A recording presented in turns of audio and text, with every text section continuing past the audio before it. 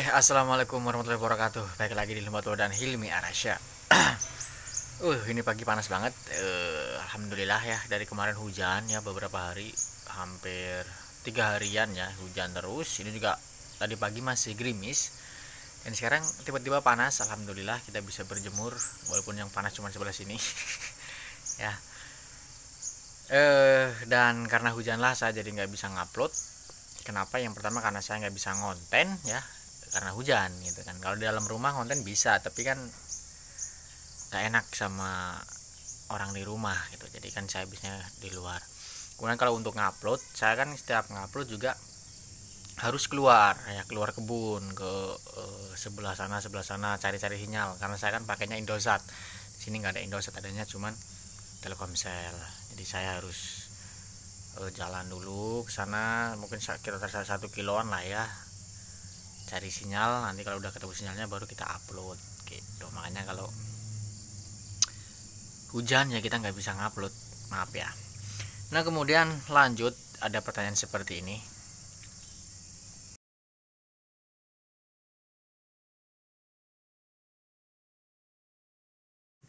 Jadi terima kasih buat abangnya sudah mau bertanya, dan mohon maaf sekali saya belum bisa jawab. Ya karena emang saya belum pernah mengalami gitu ya, saya juga belum pernah nanganin masalah seperti ini gitu. Jadi saya mohon maaf, saya nggak bisa jawab. Mungkin bisa cari referensi dari youtuber lain ya, youtuber pulsar yang lain, atau di tanya di Facebook atau di mana lah ya, di grup dimana aja. Coba kalian tanya ke sana, nanti kalian tampung, nanti kalian cek satu persatu ya. Pokoknya apapun jawaban mereka kalian tampung, jangan cuman ngambil satu jawaban dan kita menyimpulkan bahwa itu penyakitnya, itu jangan, nanti sesat. Kalian tampung, kalian coba oprek satu persatu mana yang benar gitu ya. Kemudian masuk lagi pertanyaan seperti ini. Jadi di video kita kali ini kita membahas tentang motor berbet. Jadi penyebab motor berbet itu banyak, khususnya di pulsar ya. Bukan hanya karena top ataupun kompresinya aja.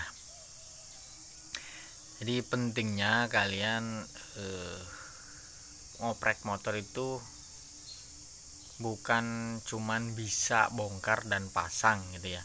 Bisa cara bongkarnya kuncinya komplit, tapi kita nggak tahu beberapa penyakitnya ya sama aja gitu ya. Jadi untuk masalah motor berbet itu banyak sekali. Kalian bisa cek lah ya satu persatu.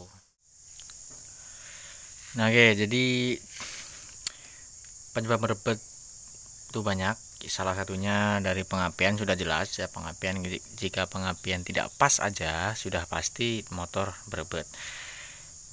Dan dari pengapian itu masih banyak lagi yang harus kalian cek. Yang pertama, nyala busi, pastikan harus bagus, besar. Kemudian bagian cop busi dipastikan dia normal, karena cop busi rusak aja motor susah hidup dan pasti berbet. Cop busi doang ya. Jadi untuk cop busi aja itu sudah bermasalah, susah hidupnya. Begitu hidup berbet, kadang tenaga hilang di tengah ya, hilang-hilangan itu. Kadang dicobain enak, dipakai tiba-tiba anti berbet ya, itu bisa dari cop busi. Cara ngeceknya susah juga sih ya, tapi saya biasanya ngelepas cop businya ini. Kita lepas, nah kita lepas,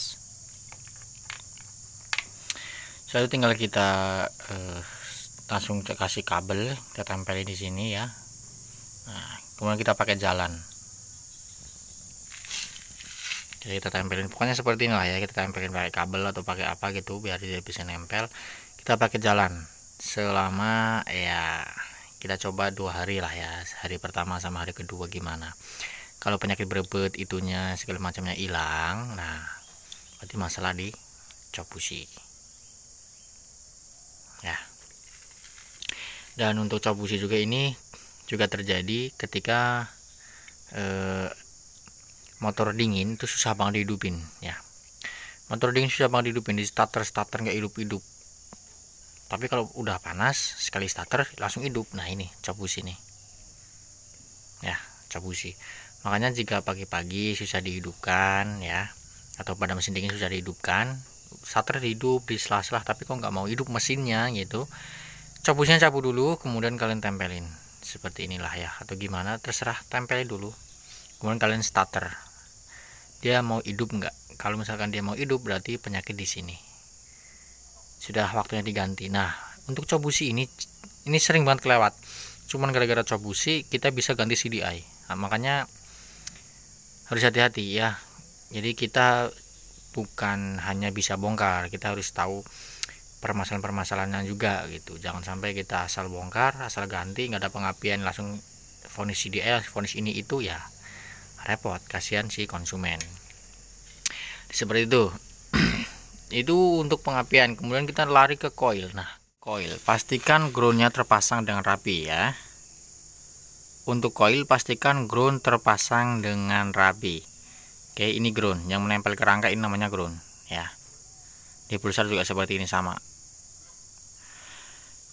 Apabila pengapian hilang atau susah dihidupin pagi-pagi, kita sudah coba cop businya cabut tapi masih susah dihidupin, kalian coba tambah ground ya. Kan ini pun punya, coil itu kan punya 2 baut ya. Di pulsar kan punya 2 baut. Jadi kalian tambahin ground satu lagi di sini, kasih kabel ya. Kemudian kalian tampilin ke rangka atau ke mana, ke aki itu boleh ya. Kalian coba. Jadi hitung-hitung ya, sama seperti kita menambah kabel setan gitu ya. Ya kalau mau pakai kabel kecil, keadaannya kabel kecil ya nggak apa-apa buat nyobain.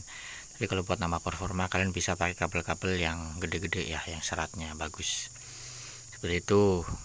Jika ini mengalami masalah, maka motor susah dihidupkan, motor berebet, motor hidupnya harus gas tinggi dulu baru bisa hidup ya. Itu salah satunya. Kemudian kalian juga cek inputnya terlebih dulu, ini input yang nyolok ya. Di pulsar juga ada seperti ini, yang keluar dari CDI. Ini harus terpasang dengan kuat, jangan sampai longgar. Nanti bisa memercikan api juga dari sini, bahaya. Itu yang sering terjadi ya, kebakar. Dan kalian kalau mau ngecek output CDI juga sama ya, dari kabel ini aja dicabut, kalian tempelin ke rangka atau ke baut-baut body gitu. Itu untuk ngecek output CDI nya. Nah itu dari coil. Nah kemudian untuk motor yang sudah DC, pulsar 135, 180 G4, 220 dan 200 NS, itu harus kalian cek juga bagian CDI dan bagian aki. Jangan lupa juga kiproknya ya.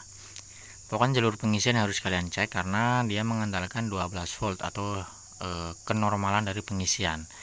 Jadi apabila pengisian nggak normal ya, motor nggak akan bisa hidup dengan normal. Oke. CDI, aki, kiprok, kalian harus cek bagian itu. Untuk motor-motor yang masih AC 180 Legend ya, 180 G1, G2, G3 dan pulsar 200 DTSI, tambahan pulsar 150, kalian harus cek bagian spool pengapian, kalian harus cek bagian sana. Kalian harus cek CDI, kiprok dan aki nggak perlu kalian cek karena dia masih AC, jadi dia masih mengandalkan dari spool. Nah itu untuk pengapian ya, itu untuk pengapian aja. Kemudian kita lanjut ke karbu. Karbu sudah jelas ya, bisa mengakibatkan motor berebet, itu sudah jelas banget karena memang biasanya kalau motor berebet tersangka paling pertama adalah karbu ya.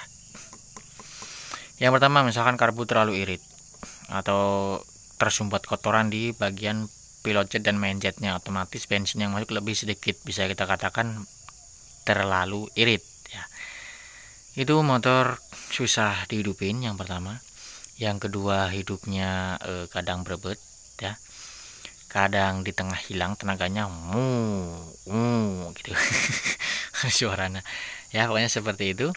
Kemudian suaranya ngok ya, ngok gitu, maksudnya kalau digas belepek gitu, bukannya langsung nger ya, malah ada belepek. Itu salah satu ciri dia keiritan atau bagian spoilernya ada yang kotor. Kemudian apabila yang karbu terlalu boros ya, motor yang pertama jelas susah dihidupin, yang kedua begitu hidup dia akan berebet atau helikopteran ya.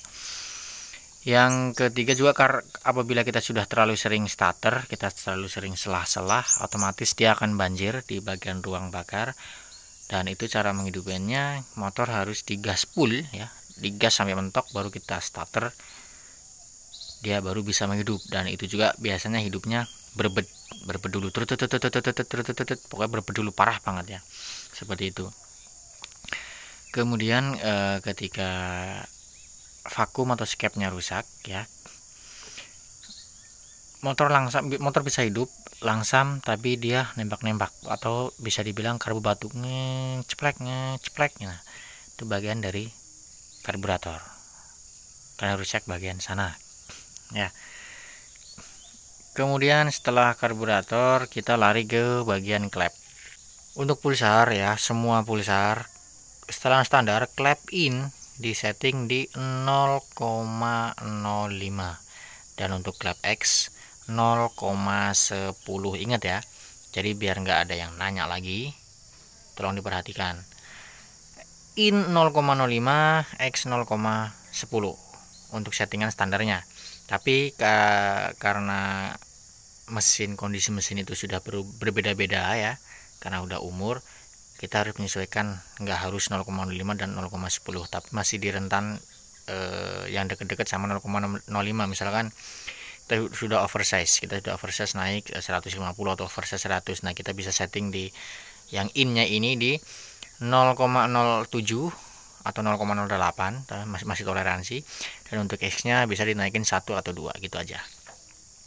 Jadi untuk setelan klep nggak bisa sama ya, semua motor nggak bisa sama, kecuali kalau masih standaran semuanya sama. Nah, kemudian dari klep ini ya, apabila klepnya terlalu rapat, maka motor susah banget dihidupin. Yang pertama, apalagi ketika mesin masih dingin atau mesin baru kita turunin, kita pasang, kemudian kita selah-selah kita hidupin, kok susah hidup. Kita cek bagian klep, terutama klep in ya, dia terlalu rapat, biasanya terlalu rapat, motor jadi susah hidup. Yang kedua, apabila klep terlalu longgar, itu nanti ditarikan tengah ke atas dia akan ngempos ya, atau akan ada suara belepek seperti karbu ya, nama juga penyakit berebet ya, semuanya bersama. Jadi kita nggak bisa curiga dalam sama satu permasalahan, kita harus tahu beberapa permasalahannya, baik itu karbu, baik itu pengapian. Makanya kita ketika mengalami hal berebet, kita harus cek satu persatu, terutama dari karbu, kedua pengapian, dan terakhir nanti ke klep ya. Kita harus cek satu-satu ya, itu sudah jelas. Kemudian untuk kompresi, nah kompresi memang ya bikin motor susah hidup. Begitu hidup dia juga tundutan, biasanya suaranya atau motornya tundutan ketika dipakai, itu karena kompresi udah ada yang bocor, baik dari packing kompresi. Nah, kemudian untuk timing pengapian itu sangat penting ya, timing pengapian dan juga kompresi itu memang benar-benar penting. Tapi ya permasalahan bukan cuma di situ ya, jadi kita harus cek yang lain-lainnya juga gitu. Oke ya, jadi mungkin seperti itu aja. Terima kasih sudah menonton. Saya Lima Arasyah. Wassalamualaikum warahmatullahi wabarakatuh. Salam 1, 2 dan 3 pusi.